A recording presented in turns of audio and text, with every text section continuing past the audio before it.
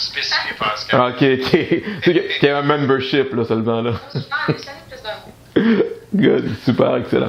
Donc, les programmes d'entraînement. Aujourd'hui, je vais parler un peu comment confectionner son programme d'entraînement. Pourquoi je fais ça? En fait, c'est pour donner le plus d'idées possibles de variantes. En fait, un programme d'entraînement, le but numéro 1, c'est créer des variantes, là, puis sortir le corps de la zone de confort. Mais aussi, justement, je vais vous donner le plus d'idées possibles pour faire ça et que vous soyez quand même à un certain point autonome pour pouvoir créer certaines variations. Oui, je pourrais juste, ok, ben là, vous devez vous entraîner, je vais tout faire pour vous autres, puis que là, vous êtes toujours à être dépendant de moi, mais là, ce que je veux, c'est vous donner le plus d'informations possible pour que vous soyez autonome pour pouvoir avancer le plus possible là-dedans. Donc, on va faire le tour assez rapidement, puis juste faire le point rapide aussi, c'est l'activité physique, là, c'est super important, ok? Continuez de faire l'activité physique, c'est vraiment une très bonne direction. L'entraînement est une activité physique aussi. Pour certaines personnes, l'entraînement, c'est une traque un petit peu à côté, parce que je sais pas, il est arrivé un accident, ou la personne a pris du poids pour X, Y raison, puis que là, elle a utilisé le gym pour se mettre en forme et revenir dans la track pour avoir une meilleure et une plus grande éventail d'activités physiques. Donc, tu sais, je l'ai dit aussi dans les autres semaines, la musculation c'est important pour le métabolisme. Donc, on veut l'augmenter ou le maintenir, voire, parce qu'on sait qu'après 30 ans, notre métabolisme commence à chuter. Donc, on veut prévenir ça. Bref, c'est votre fontaine de jouvence. Donc, la musculation, c'est super important. Donc, encore une fois... On a dit que tu veux rajouter quelque chose là-dessus. Non, je confirme. Ouais, oui, non, tout le monde, c'est après 30 ans, elle vient là, ouais. Ouais, c'est ça. Non, on peut tous en témoigner. On fait dans quelques années. Ben là, tout le monde dans le groupe est en bas de 30 ans de toute façon, fait que vous avez encore du temps devant vous, vous êtes correct là? Oui, c'est ça. C'est ça, bon. Parfait, excellent. Moi, ma fête c'est le 25 mai, puis j'ai eu 20 ans le 25 mai dernier, fait que je suis correct là.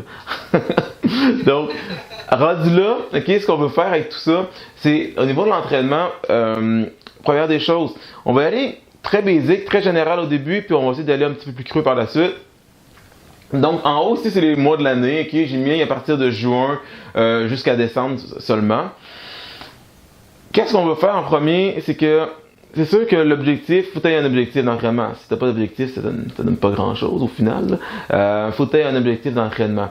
Maintenant, il y a différentes phases d'entraînement qu'on peut faire. On peut avoir l'hypertrophie, la force et l'endurance.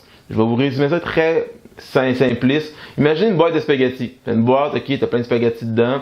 Puis chaque spaghetti, c'est tes fibres musculaires, ok? C'est tes tissus musculaires, c'est tes fibres musculaires. Et si tu veux gagner de l'hypertrophie, donc prendre la masse musculaire, tu dois augmenter ton nombre de spaghettis, ok, qu'ils soient plus nombreux et que leur volume soit plus gros. Donc chacun des spaghettis, leur volume devient un peu plus gros. Ça, c'est l'hypertrophie. Maintenant qu'on travaille en force, c'est qu'on utilise tous ces spaghettis-là, finalement, pour pousser tout en commun, si on veut, pour pousser une charge, un stimuli, donc d'un coup, vraiment pousser quelque chose de très pesant, mais que tout le monde participe. Ok, ça, c'est de la force. Et qu'on arrive à l'endurance, finalement, qu'est-ce qui est merveilleux avec l'endurance, c'est qu'imaginez que je fais des biceps, puis attends, je sais pas, moi j'ai mis 5 livres pour faire des biceps, puis j'en fais 20 répétitions. Puis que là, finalement, je suis rendu plus fort, j'ai pris la masse musculaire, je suis rendu plus fort. Là, je vais faire encore mes 20 répétitions, mais je vais être capable de mettre, je sais pas moi, 25 livres. OK? Fait que là, ça devient intéressant. Là, ça devient intéressant de faire de l'endurance lorsqu'on a des charges. OK? Donc, je résume. L'hypertrophie. Donc, l'avantage de l'hypertrophie, c'est quoi un peu? C'est oui, on gagne la masse musculaire. Normalement, le nombre de répétitions qui est dans l'hypertrophie, en général, c'est entre 8 et 12 répétitions. Okay? C'est le fun parce qu'on gagne la masse musculaire, on augmente le nombre le nombre justement de spaghettis, de fibres musculaires et leur volume. De l'autre côté, on a la force. La force, c'est là qu'on va mettre très pesant, c'est-à-dire qu'on va avoir mettre entre 1 et 6 répétitions. Okay? Donc, je fais un exercice, on va faire une série de 4 répétitions, ou de 5 répétitions, ou de 6 répétitions. Donc, je mets vraiment pesant lorsque je travaille en force. Excusez. Parfait. Donc, je vais mettre pesant. Et, dans le travail en force, le but, justement, que tous les tissus musculaires soient regroupés ensemble, et qu'ils travaillent dans un but commun. Le désavantage, par contre, quand je travaille en force, c'est que les programmes d'entraînement sont vraiment longs. Ça me demande beaucoup de repos. C'est de 2 à 3 minutes de repos quand c'est bien fait. Là. Fait que c'est des programmes qui sont un petit peu plus plates, un petit peu moins motivants, tout dépendant c'est quoi ton but, bien sûr. Et j'ai des programmes en endurance où ce que là, c'est le fun parce que je peux mettre des répétitions super élevées, faire des répétitions super élevées. Par contre, il faut que j'aille de la charge. Si je fais de l'endurance avec pas de charge, c'est plus ou moins intéressant. Comme je vous dis, ça ne tente pas de lever des cannes de conserve là, pour faire 20 répétitions. Je vais mettre de quoi de pesant quand même. C'est là qu'il va y avoir des meilleurs gains. Sur ma planification, imaginez que, bon, regarde, juin, mon objectif c'est décembre, on va dire que je veux pas faire le Père Noël cette année. Là. Je veux perdre du poids puis je veux me mettre en forme. Donc, c'est sûr et certain qu'en termes de planif, souvent, qu'est-ce qui va arriver? On va avoir 4 mois en hypertrophie. Je vais prendre le temps de prendre la masse musculaire. Surtout pour vous, mesdames, important, je l'ai dit dans les autres capsules, que la masse musculaire c'est important. Il faut prendre du temps pour la faire aussi. Et après ça, on va faire peut-être 1 ou 2 mois en force musculaire. Puis après ça, le reste du temps, on va y aller en dépenses caloriques, en endurance musculaire. Donc, c'est là qu'on va venir vider le plus possible. Si des fois, le monde, il pense, oh, je suis en perte de poids, vif, faut que je tombe en endurance musculaire, faut que je me dépêche, que je fasse juste ça. Mais on l'a vu dans les autres capsules, 80% des résultats, 90% des résultats, c'est la nourriture. Fait que oui, l'entraînement est important, mais en même temps, c'est pas juste dans ton programme d'endurance que tu vas perdre ton poids, là. C'est dans la nourriture qui va avoir de l'impact, c'est donner important. Donc, dans les derniers mois, on va faire un blitz pour perdre du poids. Puis vous allez voir, il y a différentes méthodes qu'on peut faire qui vont quand même super vite pour ça. Ensuite de ça, je prends une petite note du côté. Ensuite de ça, attends, imaginez que mon objectif, bon, ben j'ai un mariage le 1er septembre. Donc, mon objectif est pas mal plus court. On est au mois de juin là, puis je vais aller en septembre, puis mon objectif il est là. Ben, le premier mois, on va être en hypertrophie. Attends, on va aller en perte de poids. Mon premier mois, il va être en hypertrophie. Il va essayer de gagner la masse musculaire le plus vite possible. Et que là, vu que mon temps est plus short, je vais sûrement prendre les 3 prochains mois en endurance musculaire. Tout dépendant de ma situation. Est-ce que j'ai 25 livres à perdre ou si j'ai 10 livres à perdre, là, tout dépendant. Là. Si j'ai 10 livres à perdre seulement, ben, je vais peut-être augmenter un petit peu plus mon nombre de temps en hypertrophie. Mais si j'ai 25 livres à perdre, là, je vais peut-être faire un mois et demi d'hypertrophie. Après ça, je vais clencher un petit peu plus en endurance. Parce que ma fenêtre de temps est beaucoup plus courte, puis j'ai un deadline, puis j'ai un objectif. Il se passe de quoi? Il y a un événement qui se passe. S'il n'y a pas d'événement, puis c'est juste toi qui as un objectif, c'est peut-être différent. Là, il y a un événement fixe là, qui n'est pas déplaçable, en fait. Ensuite à ça, dans le fond, à quelle fréquence qu'on devrait changer de routine d'entraînement? Bonne question. C'est vraiment une date ou c'est vraiment juste quand on atteint un plateau? Ben, vas-y à ton feeling, là, quand tu le sens. Toi, tu attends un programme, je te donne un programme aujourd'hui, on est je sais pas quelle journée, on est 7 juin, je pense. Puis, c'est quand est-ce que tu changes ou tu aimes me revoir pour dire, hey, il faudrait que je change? Bon, moi, je dirais 3 mois. Je sais pas si c'est trop. 1 mois. Je dirais 3 mois aussi. Moi, je dirais super bien, Camille. Moi, je dirais quand t'es écœuré. Ah! T'écoutes ton corps, à un moment donné, si ton entraînement, ça te démotive ou que ça te tente plus, t'arrêtes ça, mais essaie d'autres choses. Fais pas juste arrêter. Là. Ouais. Ben, en fait, vous avez peut-être un petit peu raison, pour différentes raisons. Dans le fond, le programme d'entraînement typique, normalement, on va changer aux 4 semaines, donc au mois. OK? On va changer de façon régulière, c'est juste comme ça, à cause que, oui, Stéphane a dit, tu vas peut-être souvent t'écœurer, mais aussi l'adaptation du corps aussi qui va faire qu'après 4 semaines, ça ne marchera pas. Pourquoi 4 semaines? Dans le fond, si tu t'entraînes classique 4 fois par semaine, après 4 semaines, c'est le nombre de... Dans le fond, moi, je regarde mes clients, quand ils ont fait le programme d'entraînement, en fond, je vais recommencer, excusez. Un genre d'entraînement, souvent, va se faire quand tu le fais entre 15 et 20 fois. C'est pas ça la bracket, souvent. Bon, si tu t'entraînes, exemple, 4 fois par semaine, dans ce coin-là, 4-5 fois par semaine, on va changer ton programme à tous les mois. Mais si tu t'entraînes, comme exemple, quand je veux gagner la masse musculaire, je sais pas, moi, je vais aller... je vais prendre la masse musculaire, je m'en vais dans le sud, je vais me prendre la masse musculaire. Je dis n'importe quoi, c'est pas vrai, là, mais je vais prendre la masse musculaire. Ben c'est sûr, je vais faire un blitz d'entraînement, je vais m'entraîner 6 fois par semaine. Ok, je vais prendre la masse musculaire, je vais me dépêcher un petit peu plus. Mais là, à ce moment-là, mon programme d'entraînement va changer à toutes les 3 semaines. Parce que oui, je vais m'adapter rapidement, et Stéphane a raison, je vais m'écœurer aussi rapidement. Ok, je vais être bien tanné, là, c'est oublie ça, je m'entraîne trop souvent à gros volume, je vais me tanner. Ensuite de ça, Si je m'entraîne 4 fois par semaine, je vais changer mon programme aux 4 semaines, donc au mois. Et si je m'entraîne en maintien, en réalité, c'est pas des gains, c'est plus un maintien, mais entre 1 à 3 fois par semaine, ben, je vais changer mon programme aux 6 semaines. Donc, c'est pas mal le target que vous devriez avoir à ce moment-là. Suite à ça, je vais y aller un petit peu plus précis maintenant. Restriction articulaire. Ça, c'est mon bras, mon coude ici. C'est la même chose pour mon genou. Là, mon coude est bloqué et là, il est débloqué. Donc, quand je fais mon mouvement, je vais toujours arrêter avant l'extension complète de l'articulation. Je ne vais jamais bloquer l'articulation. Sur mes genoux ou mes coudes, je ne vais jamais faire ça. Il y a quelques exercices qui demandent que ça l'arrive, mais ils sont quand même très rares. Donc ça, c'est super important. À l'inverse, si, je sais pas, moi je fais encore la même chose. Je fais un squat, puis au lieu de descendre mon squat avec mon genou 90 degrés, mais je vais l'arrêter un petit peu plus avant.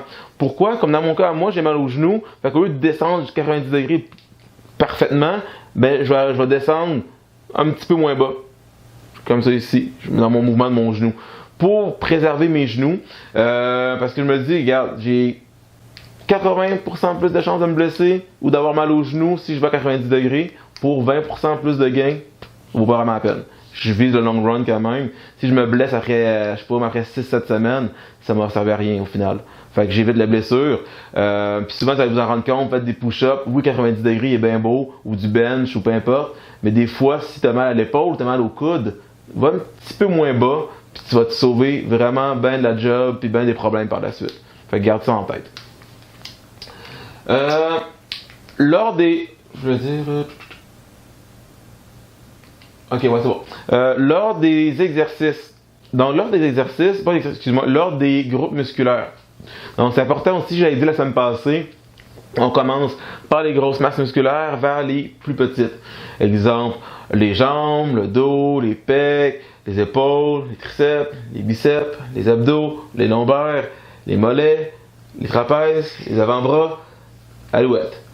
Donc, c'est pas mal le décrescendo pour les groupes musculaires. Mais est-ce que tu dois absolument dire « Oh non, je suis obligé de faire mes jambes, peu importe ce qui arrive au début ». Ben non, c'est sûr que c'est ton objectif. Je sais pas, moi, ton objectif c'est d'améliorer ton dos pour X, Y raison. Ça peut que tu priorises cet exercice-là en premier parce que tu vas avoir plus d'énergie. C'est rien que le concept là-dedans, c'est de se dire que ben là, mes jambes, ils vont me demander beaucoup d'énergie. Fait que si, exemple, je sais pas, moi je fais du dos avant, je fais des pecs après. Puis après ça, je fais des jambes. Mais j'aurai pas beaucoup d'énergie vers mes jambes. Et je vais être un peu handicapé par l'énergie que j'ai mis dans mes autres groupes musculaires qui m'ont demandé beaucoup d'énergie. Puis en plus, si je vais prioriser mes jambes, mes fesses, tout ça, puis je vais les mettre plus loin, ben mon niveau d'énergie va être beaucoup plus bas à ce moment-là. Donc la priorisation des groupes musculaires va beaucoup aider à la construction du programme. Vous me suivez jusqu'à maintenant? Ça va bien? Oui. Cool. Le type d'équipement. Donc, le type d'équipement va avoir un impact, c'est sûr et certain. Tu t'entraînes au gym, tu as des machines, tu as plein de trucs, tu as plein d'équipements. Tu t'entraînes chez vous, tu en as beaucoup moins, c'est sûr. À moins que tu aies un beau gym chez vous, mais les gens c'est quand même assez rare. Donc, les machines, l'affaire qui est avantageux, tu te blesses pas, tu peux mettre vraiment pesant. Le désavantage, c'est tes muscles stabilisateurs qui travaillent pas pantoute, ou peu en fait, j'aurais dire. Les muscles stabilisateurs, c'est exemple typique, je sais pas, moi tu as des poids libres dans tes mains, puis tu vois que tu fais ton mouvement, que ça bouge un peu même, ça shake un peu, là. Ou c'est comme quand tu tombes sur la glace, tu te retiens un petit peu. Donc tes muscles stabilisateurs, c'est ceux qui te permettent dans le fond de protéger tes articulations. Voyez-le comme ça. Et plus qu'ils sont forts, plus qu'ils sont stables, plus que tu vas être précis dans ton geste, tu vas être capable de contrôler ta charge, même si elle est pesante. Donc, les machines ne peuvent pas faire ça. Par contre, quand on travaille avec des poids libres, c'est ça l'avantage, on peut travailler vraiment les muscles stabilisateurs en même temps. Par contre, les pourcentages de blessures sont un petit peu plus élevés avec les poids libres. Donc pour ça, on a un contrepoids qui est les barres libres. Les barres libres plus faciles, moins de chances de blessure un petit peu. À l'inverse maintenant, on appelle ça, j'ai deux choses intéressantes. Oups. Donc deux choses intéressantes. L'élastique, super convivial, tu t'en vas en voyage, tu te balances ça dans ton sac, tu prends pas de place, tu te casses pas la tête, puis ça va passer à la douane, y a pas de problème, c'est correct. Sinon, le TRX, c'est l'entraînement avec le poids du corps, mais en suspension, donc un niveau de difficulté plus élevé. Voyons comme un chin-up, t'as des push-ups avec les pieds pas suspendus, mais appuyés au sol, donc t'es dans le vide un peu. Bref, c'est plus difficile avec le TRX.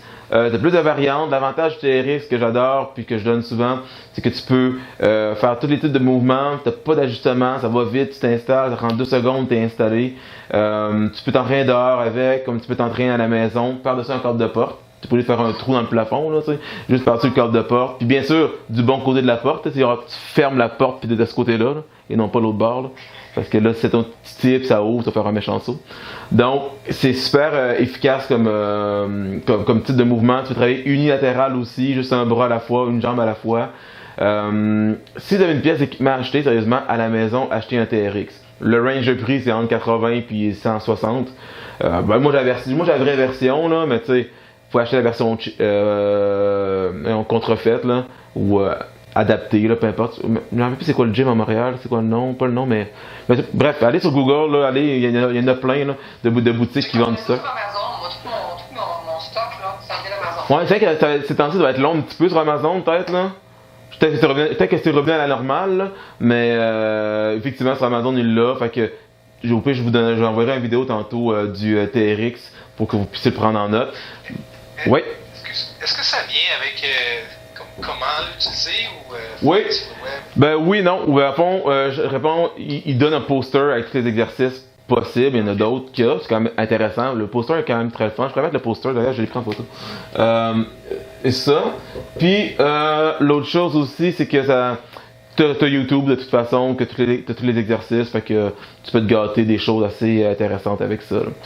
Puis sinon, l'autre chose, ben, c'est le poids de votre corps, tout simplement. Donc, moins de possibilités d'adaptation de charge, mais par contre, vous traînez partout ce que vous allez, donc normalement, vous devriez vous trouver facilement. Donc, ça, c'est les différents types d'exercices. Chaque chose a ses avantages, des avantages, mais le but, c'est de varier aussi et de combiner des choses.